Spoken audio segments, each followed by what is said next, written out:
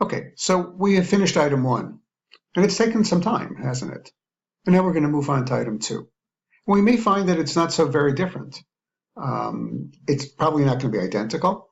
Um, the principle is we always start with the weakest cue, and as soon as we elicit a correct response, we work our way back up the ladder. And so the patient is being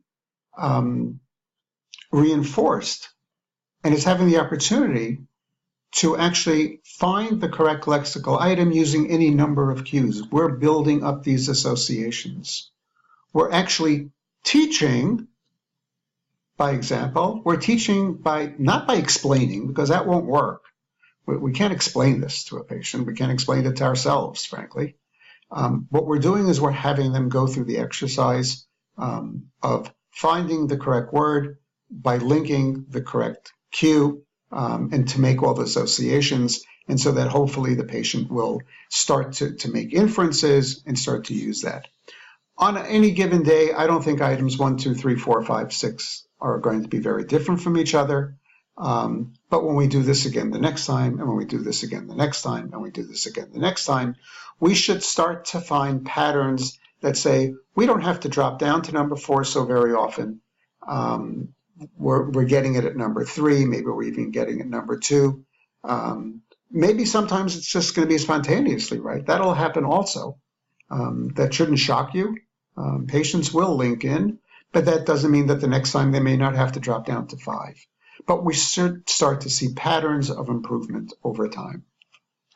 What I didn't tell you, and I should have at the very beginning, is that we should actually have, and let's assume we don't have 6, let's assume we have 10 items, because otherwise I think you need to have more of a spread.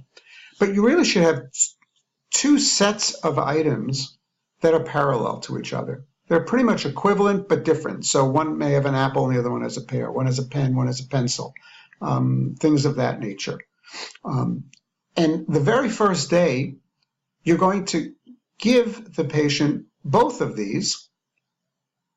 You're going to use both of these sets, but then one of them you're going to kind of put aside. You're not going to use it again. The other one becomes your therapy set, and that's the one you're going to use each time you see the patient until you reach a level of satisfaction. What about the first set? What's going to happen with that? Well, we're going to call that our generalization set. And why did we do that? One of the criticisms that has justification to it for this cueing hierarchy is, let's just take that first example that we had, and let's assume that the word was a pen.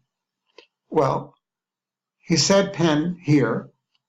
He said it again there. He said it again there. He said it again there. He didn't say it there, so we dropped that again. So that was the 4th time. And then he said it here. And then we said, so what is it? So 6 times or 7 times he said the word pen, okay, with reinforcement. Does he really know it's a pen? One could be criticized and say, he really doesn't know, but he said pen. So at one level he did. Isn't there an element of that we're actually teaching him that that word is pen? And then maybe he's not really making those associations, but he's just repeating it so often that he finally says, okay, when I say pen, that's the item. So maybe I'm really teaching it. Maybe it's really happening. Well,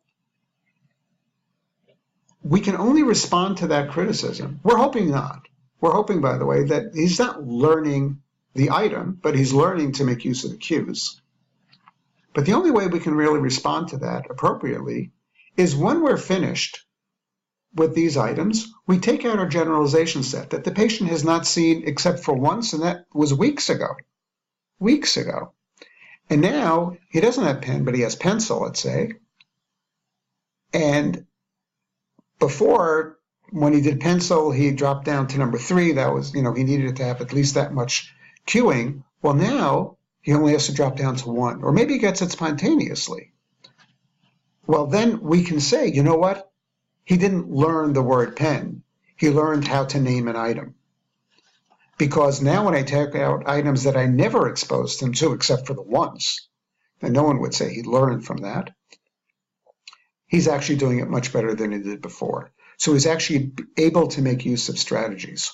What if, on the other hand, and you never want this to happen, but I'm not saying it won't, you take out your generalization set and it's just as bad today as it was the first time? Well, then, you know what? This didn't really work, did it? Then what we did is we exposed the patient to certain lexical items.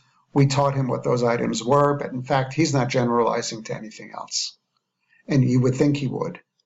And that's unfortunate, because that's a patient then who's reflecting that he has a loss. He didn't have an interference. He doesn't have a problem in access. He really has a loss of language. And that's a patient whose prognosis is really not as optimistic. But it's something we need to know. And that's what that generalization set helps us with. Okay, hoping that's helpful. We're going to stop here, and that'll be it for today. Thank you.